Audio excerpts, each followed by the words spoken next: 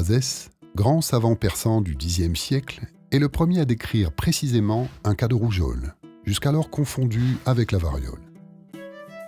À cette époque médiévale, la rougeole est un fléau qui, par vagues d'épidémies successives, frappe cruellement l'Europe.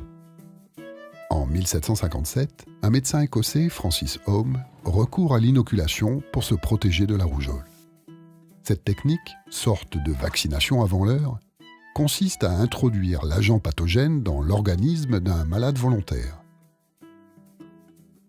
Les Chinois de la Chine ancienne étaient déjà rompus à ce procédé pour lutter contre la variole, tout aussi funeste. Mais les travaux de Home laissent la communauté scientifique de son époque indifférente. Au XIXe siècle, l'Europe colonisatrice exporte sans le savoir le virus de la rougeole vers des terres encore épargnées. Le virus en profite pour redoubler d'énergie.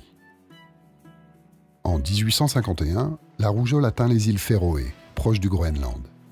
Les 4000 habitants des îles contractent la maladie en 6 semaines. Seules 5 personnes échappent au virus.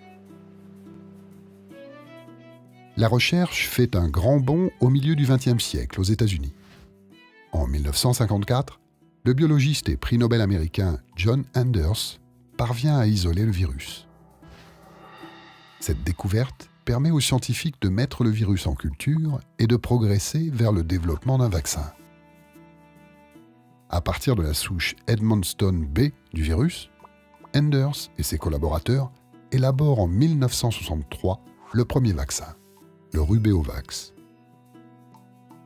En 1971, l'Atténuvax, une combinaison des virus atténués de rougeole, des oreillons et de rubéole, est le premier vaccin injectable en une dose. Toutefois, en 1989, les scientifiques reconnaissent qu'une deuxième injection est nécessaire. Par la suite, chaque État développera ses politiques de vaccination et ses propres vaccins. En France, le vaccin ROR, pour rougeole, oreillon, rubéole, est mis sur le marché en 1966.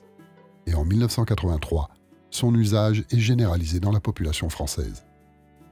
Le vaccin a contribué à faire baisser radicalement le nombre de morts. En 1980, alors que la vaccination n'était pas encore répandue, la rougeole faisait 2 600 000 morts par an dans le monde. En 2013, la rougeole a tué 147 000 personnes.